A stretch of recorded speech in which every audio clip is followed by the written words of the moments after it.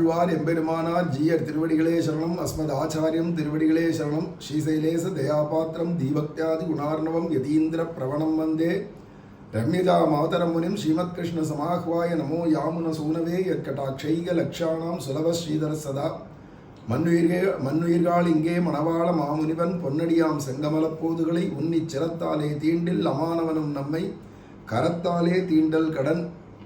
அஸ்மத் ஆச்சாரியம் திருவடிகளே சரணம். சுவாமி பெரியாழ்வாருடைய திருமொழியில் 4ஆம் பத்தில் 6ஆம் திருமொழியில் 8வது பாசுரம், அதில் வரக்கூடியதான திருநாம வைபவத்தை அனுபவிக்க போகிறோம். நம்பி பிம்பு என்று நாட்டு மானிட பேரிட்டால் நம்பி பிம்புமெல்லாம் 4 நாளில் அழுங்கிப்போம். செம்பெரும் தாமரை கண்ணன் பேரிட்டு அழைத்தக்கால் நம்பிகாள் நாரணன் தன் அன்னை நரகம் புகாள். அப்படிங்கிற இடத்துல செம்பெரும் தாமரை கண்ணன் பேரிட்டு அழைத்தக்கால். முதல் ஆரம்பத்தில் என்ன சொன்னார்? நம்பி பிம்பின்னு மனுஷாளுடைய பேரெல்லாம் தூக்கி உன் பிள்ளைக்கு வச்சு, ஆனால் 4 நாளில் அது அத்தனையும் பாழா போயிடும். அதை காட்டிலும் தாமரை கண்ணன் ஆகிய புண்டரீகாட்சனுடைய பேரை வைக்கக்கூடாது உன் பிள்ளைக்கு அப்படிங்கிறாங்க. அந்த இடத்துக்கு வியாக்கியானம், சிவந்து பெருத்த தாமரை போலே இருக்கிற திருக்கண்களை உடையவனுடைய திருநாமத்தை இட்டு அழைத்த கால், அதாவது திருநாமம் சொன்னவர்களுக்கு சகல சம்பத்துகளும் உண்டாகும்படி கடாட்சிக்கும் திருக்கண்களை உடையவன் திருநாமத்தை உங்கள் பிள்ளைக்கிட்டு ஆதரம் தோற்ற அழைத்த கால் என்கை. இதில் என்ன சொல்றாருன்னா, சகல சம்பத்தியும் அள்ளி கொடுக்கக்கூடியவனுடைய நாமம் செந்தாமரை கண்ணன், தாமரை கண்ணன் அல்லது புண்டரீகாட்சன், அரவிந்த லோச்சனன், இப்படிலாம் உன் பிள்ளைக்கு பேர் வச்சேன்னா சொத்தை அப்படியே அள்ளி கொடுத்துருவாங்க. சகல சம்பத்தியும் கொடுப்பான். வெறும் பணங்காசு தான் செல்வம் இல்லை. 16 பெற்று பெருவாழ்வு வாழ்கன்னு சொல்லலாம். இதில் 16 செல்வங்கள் தனித்தனியாக சொல்லப்பட்டிருக்கு. வெறும் பைசா மட்டும் இல்லாதனால அது அத்தனையும் சித்திக்கும், சகல சம்பத்தும் லபிக்க பெறுவார்கள் அப்படிங்கிறாங்க. அவ பகவானுடைய புண்டரீகாட்சனுடைய திருநாமத்தை இட்டு அழைத்த கால் உன் பிள்ளைக்கு அந்த மாதிரி பேரை வச்சு, ஆனால் திருநாமம் சொன்னவர்களுக்கு சகல சம்பத்துகளும் உண்டாகும்படி கடாட்சிக்கும். நாமத்தை சொல்லிட்டான்னாலே அவனுடையதான சகல சம்பத்துகளையும் கொடுத்துருவான் பகவான். அப்புறம் குபேரன் உன் வீட்டில் வந்து வாசலில் வந்து பிச்சை எடுத்துட்டு இருப்பான். அந்த அளவுக்கு குபேரனுக்கே ஐஸ்வர்யத்தை கொட்டி கொடுக்குற அளவுக்கு ஒன்றை சகல ஐஸ்வர்யங்களும் உடையவனா பண்ணிடுவான். அப்படிங்கிறதுனால அப்படி கடாட்சிக்கும் திருக்கண்களை உடையவன் திருநாமத்தை உங்கள் பிள்ளைக்கு இட்டு அந்த எம்பெருமானுடைய பேரை உன் பிள்ளைக்கு வச்சு ஆதரம் தோற்ற அழைத்த கால். ஆதரம்னா பிரேம, பிரேமையோட கூட்டுன்று. அது உன் பிள்ளைகிட்ட பிரேமையா, அந்த பையனுடைய பேரில் பிரேமையான்னு முதல்ல தெரியாது. போக போக பார்த்தீங்கன்னா பிள்ளைகிட்ட இருக்கிற பிரேமை தாத்காலிகம் தானே. ஆனால் அந்த நாமத்தில் தான் பிரேமை வந்து அந்த நாமமே திருப்பி திருப்பி திருப்பி திருப்பி அதில் ருச்சி உண்டாகி அதில் பிரேமை உண்டாயிடும்பா. அப்பேற்பட்ட நாமம் இகலோகத்தையும் சகல சம்பத்தையும் கொடுக்கும், பரலோகத்தையும் பேரானந்தத்தை கொடுக்கும் அப்படிங்கிறத இந்த பாசுரத்தில் காட்டுறார் சுவாமி மணவாள மாமனிகளும் வியாக்கியானத்தில். இதுக்கு அடுத்தது அடுத்த பாசுரத்தில் 4, 6, 9 அந்த பாசுரம், ஊத்தக்குழியில் அமுதம் பாய்வது போல் உங்கள் மூத்திர பிள்ளையை என் முகில் வண்ணன் பேரிட்டு கோத்து குழைத்து குடாலமாடி திரும்பினோ நாத்தகு நாரணந்தம் அன்னை நரகம் புகாள். அப்படிங்கிற இடத்துல உங்கள் மூத்திர பிள்ளைக்கு என் முகில் வண்ணன் பேரிட்டு அப்படிங்கிறாருங்க. இதுக்கு ஒரு திருஷ்டாந்தம் சொல்லணும். உன் பிள்ளையோ மூத்திர பிள்ளை, நாத்த பீத்த சரீரம், மலமூத்திர மாம்ச பிண்டம், ரத்த அஸ்தி மாம்ச ருதிரம் இதெல்லாம் சேர்ந்ததான கலவை தான் உன் புள்ள. அதுல போய் பகவன் நாமத்தை போய் வச்சுட்டா அது என்ன ஆகும்? இது ஒரு திருஷ்டாந்தம் கொடுக்கணும். அப்படின்னா அதுக்கு சொல்றார், ஊத்த குழியில மலமூத்திர குழி இருக்கு இல்லையா, செப்டிக் டேங்க்ன்றோமே, அதுல போய் அமிர்தத்தை விட்டோமானா இப்ப என்ன ஆகும்னா செப்டிக் டேங்க்ல இருக்கிற அத்தனை மலமும் அமிர்தமா போயிடுமா? இல்லை நீ விட்டுருக்கிறது ஒரு டிராப் அமிர்தம், அது அத்தனையும் மலமா அமிர்தமும் சேர்ந்து மலமா போயிடுமானா? அது சாதாரண அமிர்தமாக இருந்ததுன்னா, சாதாரண மலை ஊத்த குழியில் போய் விழுந்ததுன்னா அந்த அமிர்தமும் கடைசியில் மலமாக போயிடும். ஆனால் இங்கே அதை மாதிரி இல்லைப்பா. இது 6ஆம் முதனுடைய பேரார்க்கத்தினால இந்த மலத்தையே அமிர்தமாக்கிவிடும். அது ஒரு டிராப் போய் விழுந்ததுன்னா அமிர்தமாக்கிடும் பகவன் நாமம். அதனால இங்கே அழகாக சொல்றார், உன் மூத்திர பிள்ளைக்கு பெருமாள் பேரை வச்சேன்னா அந்த நாமம் அது என்ன ஆகுண்டனா மூத்திரமா போயிடாது, மலமா போயிடாது. அது என்ன ஆகுண்டனா இந்த மலமூத்திர பிண்டமான அந்த குழந்தையும் சரி அந்த ஜீவனையும் சரி உன்னையும் கூப்பிடுறவாளையும் சரி அமிர்தமாகிய வைகுண்டத்தை கொண்டு போய் உட்கார வச்சிடும். நித்திய கைங்கரியத்தை கொண்டு போய் கொடுத்துரும். அப்படின்றதுக்கு இங்கே திருஷ்டாந்தம் தான். ஊத்தை குழியில் அமுதம் பாய்வது போல் அங்கே அமுதம் பாய்ஞ்சா அதுவும் அமிர்தமும் என்ன ஆகும்னா மலமாக போயிடும்.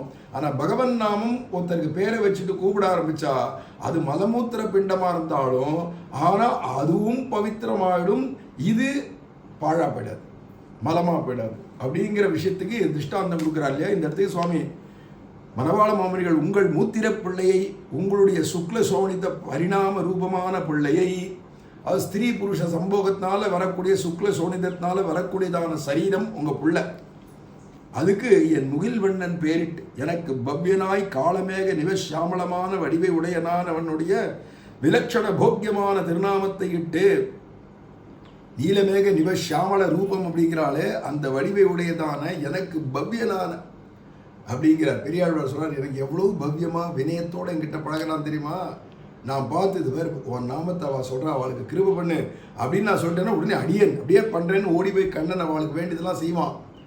அப்படி எனக்கு பவ்யனாக இருக்கக்கூடிய அப்படிங்கிறார் என் முகில் வண்ணன் அப்படிங்கிறதுனால இங்கே எனக்கு பவ்யனாக இருக்கக்கூடிய காலமேக நிவ சாமளமான வடிவை உடையனானவனுடைய விலட்சண போக்கியமான திருநாமம். பகவானுடைய நாமம் எப்படி இருக்குன்னா ஆழ்வாருக்கு விலட்சண போக்கியமாக இருக்கான். எதெல்லாம் உலகத்தில் போக்கியமாக இருக்குது, ரொம்ப நல்லா இருக்கே, ரொம்ப டேஸ்டாக இருக்கே, ருச்சிகரமாக இருக்கே அப்படின்னு சொல்லிட்டு வரையோ அத்தனையும் நீ இது இல்லை இது இல்லை இது இல்லைன்னு தள்ளி தள்ளி தள்ளி தள்ளி தள்ளி பகவன் நாமத்தை சொல்லச்சே அதுதான் பரம ருச்சியாக பரமபோக்கியமாக இருக்குங்கிறார். அப்போ இருக்கிறதுலையே எது ஹையஸ்ட் போக்கியம் அப்படின்னா ரொம்ப உயர்ந்ததுக்கெல்லாம் உயர்ந்ததுன்னா பகவன் நாமம் தான். அதில் கிடைக்கிற போக்கியம் எல்லாம் விலட்சண போக்கியம். எப்படி பகவானை சொல்லிச்சு விலட்சணமான சேத்தனன் அப்படிங்கிறோம். சேத்தனன்னா ஜீவர்கள், ஜீவர்களே விலட்சணமானவன் அப்படின்னு சொல்லிட்டாக்கா சகலேதர விலட்சணா ராமானுஜர் சொல்றார். அப்போ எல்லா வஸ்துக்களை காட்டிலும் விலட்சணமானவன் எப்படி பகவான் ஸ்ரீமன் நாராயணனோ அது மாதிரி சகல போக்கியங்கள்லையும் விலட்சணமான போக்கியமானது விசேஷமான போக்கியமானது அப்படின்னு எடுத்தால் நாமம்தான். அதனால ரொம்ப ஆச்சரியமாக கொண்டு போகிறார் நாம மகாத்மியத்தை மணவாள மாமனிகள் வியாக்கியானத்தில்.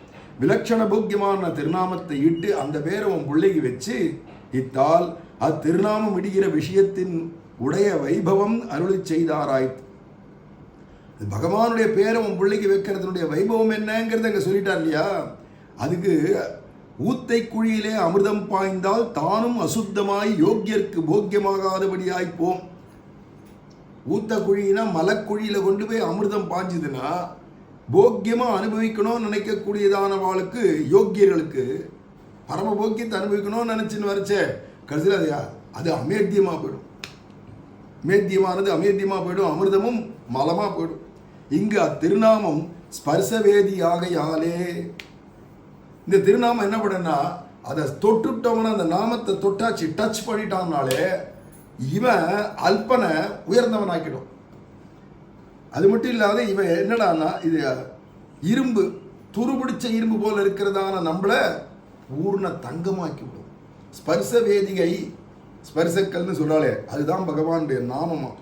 அசுத்தமாய் யோக்கியர்க்கும் போக்கியமாகாதபடியாய் போம். இங்கு அத்திருநாமம் ஸ்பர்ச வேதி ஆகையாலே தனக்கு ஒரு ஸ்பர்ச தோஷம் என்றிக்கே இது எது மேலே போய் பட்டுதோ அதனுடைய தோஷம் இது மேலே ஒட்டாதான். பகவானே அப்படிதானே இருக்கான், எல்லாருள்ளையும் தெரியாமையா இருக்கான், ஆனால் விலட்சணமாக இருக்கான், பிரதகஸ்தியா தனித்து இருக்கான். ஜீவாத்மாவுக்கே நியாயமாக பார்த்தா ஒட்டுறது கிடையாது, இந்த சாம்சாரிக விஷயத்தோட ஒட்டுறது இல்லை. ஆனால் ஒட்டினா மாதிரி இருக்கு மாயையில் அப்படிங்கிறச்சு அது பகவான் கிடையாது. அந்தர்யாமியாக இருந்துட்டே சுத்தாத்மாவாக தானே இருக்கான் எம்பெருமான். அபகத பாப்மா திவ்யோ தேவயேகோ நாராயணா அப்படின்னு சுபாலோபனிஷத் சொல்லச்சு. அபகத பாப்மா எல்லாருள்ளையும் எல்லாத்துக்குள்ளேயும் நிறைஞ்சிருந்தாலும் அதனுடைய தோஷம் இவன் பேரில் ஒட்டாது அப்படின்னு பகவானுக்கு இருக்கிற வைபவத்தை காட்டிலும் பகவான் நாம என்னடான்னா அது தோஷம் ஒட்டாதுன்றது மட்டும் இல்லை, தோஷமான வஸ்துக்களை பூர்ணமாக்கிவிடும், பவித்திரமாக்கிடும், பரம பாவனமாக பண்ணிடும். அதுதான் நாம வைபவம். அதனால தனக்கு ஒரு ஸ்பர்ச தோஷம் இன்றைக்கே தான் புக்க இடத்தை பரிசுத்தமாக்கி மாமனிகள் சொல்றாரு. இந்த நாம யார் வாயில் வந்துருத்தோ காதில் விழுந்துருத்தோ மனசுக்குள்ள பூந்துருத்தோ அவளை மொத்தம் அவள் சரீரமோ பிராணனோ அவளுடையதான மனசோ மனசுலேருந்து வர எண்ணங்களோ மூளையோ புத்தியோ சகல வாயுக்களோ சகல தாதுக்களோ உள்ள இருக்கிற மனசோ ஆத்மாவோ எல்லாம் பரம பரிசுத்தி ஆக்கிடுமா. விலட்சண பரிகிராக்கியமாம் படி பண்ணும். பகவான் பார்த்து ஆஹா என் பக்தன் சேர்த்து அணைச்சிக்கும்படிக்கு இவன் ஆக்கி விட்டுருமா. யோ மத் பக்தா சமே பிரியா பக்தாஸ்தே அதீவமே பிரியாகான்லாம் கீதையில் சொன்னேன். எனக்கு ரொம்ப பிரியப்பட்டவர்கள் என்னுடைய பக்தர்கள். நான் பக்தன்னா எவன் நாமம் சொல்றவன் தான். அவனை கண்டா பகவான் எனக்கு அதீவ பிரியம்னா.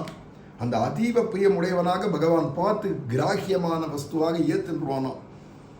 அப்படி பரிகிராகியமாம்படி பண்ணும். இதில் திருஷ்டாந்தமான அமிர்தத்திற்காட்டில் தாஷ்டாந்திகமான திருநாமத்துக்குள்ள வாசி. அங்க சொன்னதான அமிர்தம் தேவலோகத்தில் இருக்கிற அமிர்தம், பார்க்கடல்ல இருந்து கடைஞ்சி எடுத்த அமிர்தம். அது திருஷ்டாந்தமா சொன்னதான அந்த அமிர்தம் எதுக்கு திருஷ்டாந்தமா சொன்னார்னா திருநாமத்துக்கு திருஷ்டாந்தமா உதாரணமா அதை கொடுத்தார். ஆனா அந்த அமிர்தத்தை காட்டிலும் பல கோடி மடங்கு உயர்ந்தது பகவன் நாமமான நாமாமிர்தம் அப்படிங்கிறது மாமுனிகள் எடுத்து வித்தியாசத்தை காட்டுறார். அது மலக்குழியில விழுந்தா மலமா போயிடும், இது மலக்குழியில விழுந்துன்னா மலத்தையே அமிர்தமா பண்ணிவிடும். இதுதான் ஐயா அந்த அமிர்தத்துக்கும் இந்த அமிர்தத்துக்கும். பல்கு பவேன் நனு திவ்யம் அமிர்தம் அப்படிங்கிறார் இல்லையா. அது மாதிரி இங்க பகவன் நாமம் சர்வோத்கிருஷ்டமானது, ஸ்பர்ச வேதியானது. ஒன்னு அது பரிசுத்தமாக்கும், அது அசுத்தமாயிடாது உங்ககிட்ட வந்துட்டதுனால. அப்படி திருநாமத்துக்குள்ள வாசி, தாஷ்டாந்திகமான திருநாமத்துக்குள்ள வாசி. திருஷ்டாந்தம் அதுவும் தாஷ்டாந்திகம் அப்படிங்கிறது ரெண்டுத்துக்கு எங்கன்னா எதை உபமானமாக சொன்னமோ அந்த உபமானம் உபமேயம் அப்படிங்கிறோம் இல்லையா. அந்த உபமானமாக சொன்ன அமிர்தத்தை காட்டிலும் உபமேயமாக சொல்லப்படுறதான இந்த நாமம் ரொம்ப சர்வோத்கிருஷ்டன்றதை காண்பிச்சுட்டார். கோத்து குழைத்து குணாலமாடி திரும்பினோம், சர்வேஸ்வரனோட ஒரு கோவையாக கூடி குணாலை இட்டு திரியுங்கோள். நீ நாமத்தை சொல்லிட்டேன்னா நீ ராசலீலையில் சேர்ந்துட்டு கிருஷ்ணனோட கோபிகள் எப்படி கைகோத்தாடினாலும் அது மாதிரி நீங்களும் கைகோத்தாடி ராசானந்தத்தை நீங்கள் அனுபவிக்கலாம் அப்படிங்கிற ஒரு விஷயம். அது இந்த ராசலீலையெல்லாம் நமக்கு என்னத்துக்குப்பா அப்படின்னா, வைகுண்டத்தில் போய் அகமன்னம் அகமன்னம் அகமன்னம்னு அங்கே ஆனந்தமாக சாகரத்தில் மூழ்கின்றிருக்காளே அவளோட ஒரு கோவையாக போய் பகவத் அனுபவம் பண்ணிட்டு இருப்பா அப்படிங்கிற அர்த்தம் இங்க. அதாவது பிள்ளை பெற்று திருநாமம் விட்ட போதே நீங்கள் பகவத் பரிகிராக்கியமாய் விடுகையாலே எப்போ நீ உனக்கு ஒரு புள்ள பிறந்து அவனுக்கு பேரை பெருமாள் பேரை வச்சுட்டியோ அப்பயே பகவான் உன்னை கை கொண்டாச்சு, ஸ்வீகரிச்சுட்டான். அந்த சம்பந்தமடியாக அவனோடே கூடி கலந்து கழித்து திரியுங்கோள் என்கை. அந்த பகவன் நாமத்தினால பகவானோட ஏற்பட்ட சம்பந்தத்தினாலேயே பகவானோட கூடி கழிக்கலாம், பகவன் நாமத்தோடையும் கூடி கழிக்கலாம் அப்படிங்கிறார். நாத்தகும் நாத்தகு நாரணன் தம் அன்னை. நாக்குக்கு தகுந்தது பகவன் நாமந்தான். எப்படி சொல்றாரு? ஒரு கால் பகவன் நாமத்தை சொல்லாத நாக்கு எப்பேற்பட்டது, நான் விஷமுடைய நாக்கு, விஷச்செடி அப்படிங்கிறார். இல்லைன்னா விஷ பாம்பு தான் அது. ஜிஹ்வான்ற ரூபத்தில் ஒரு பாம்பு தான் அது, விஷம். நாமம் சொல்றதுதான் அமிர்தமானது அந்த நாக்கு. அப்ப நாக்குக்கு தகுந்தது நாமமாக்குறதுனால பிள்ளைக்கு திருநாமத்தை இட்டு அத்தை பலகாலம் சொல்லுகையாகிற இது உங்கள் நாவுக்கு சேரும். உங்கள் நாக்குக்கு உங்கள் பிள்ளைக்கு பேரை வச்சுட்டு பலகாலம் உன் பிள்ளை பேரை சொல்ல சொல்ல சொல்ல நாக்குக்கு அதுதான் தகுந்ததுன்றார். திருநாமம் சொல்லுகைக்கிறே நாக்கண்டது. நாவை படைச்சதே பகவான் திருநாமத்தை சொல்றதுக்கு தான். என்ன ஆணித்தரமாக நாம சித்தாந்தம் என்றார் சுவாமி மனவாள மாமனிகள். அதனால சொல்றார், திருநாமம் சொல்லுகைக்காகிறே நாக்கண்டது அன்றிக்கே நாத்தகு நாரணன் என்றது மேலே கூட்டி சாஜிஹ்வா யா ஹரிம் ஸ்தௌதி என்கிறபடியே நாவுக்கு அனுரூப விஷயம் நாராயணன் என்னவுமாம். அதில் பகவானுடைய நாமம்தான் நாக்குக்கு ஏற்றது. அதனால அது சொல்றார், சா ஜிஹ்வா யாருடைய நாக்கானது ஹரிம் ஸ்தௌதி ஹரிய ஸ்தோத்திரம் பண்ணி நாமத்தெல்லாம் சொல்லிட்டு இருக்கோ அந்த நாக்கு தான் நாக்கு. இல்லைன்னா விஷ கொடியது, அது கொடியது கொடியது இப்படி ஒன்று எடுத்துக்கலாம். விஷ கொடி அது, விஷ கொடியது, கொடிய விஷமானது அது அப்படின்றது நாவு. அதனால இந்த நாக்குக்கு விஷயமே நாராயணன் நாமம்தான் அப்படின்னு எல்லாம் விலட்சணமான போக்கியமானதுங்கிறார். அது மட்டும் இல்லை, நாம வைபவம் ஸ்பர்சவேதி, அது எல்லாரும் தொட்டதெல்லாம் பொன்னாக்கி விடும் அப்படிங்கிறார். அது மட்டும் இல்லை, அந்த அமிர்தத்துக்கும் நாமாமிர்தத்துக்கும் இருக்கிற வித்தியாசம் என்னன்னு காட்டுறார் இந்த பாசுரத்தில். அது மட்டும் இல்லை, நாமத்தை சொல்கிறது தான் ரசானுபவம், ருச்சிகள்லேயே உயர்ந்த ருச்சி நாமாமிர்த ருச்சி தான் அப்படிங்கிறதே சொல்கிறார். நாக்குக்கு பிரயோஜனம் பகவன் நாமம் சொல்கிறது தான். இத்தனையும் இந்த ஒரு பாசுரத்துக்கு வியாக்கியானத்திலே காட்டின்னு போகிறார் சுவாமி மனவாள மாமனிகள். மேலே அனுபவிக்கலாம். ஆழ்வார் எம்பெருமானார் ஜீயர் திருவடிகளே சரணம். அஸ்மத் ஆச்சாரியம் திருவடிகளே சரணம். ஸ்ரீமதே ராமானுஜாய நமஹ.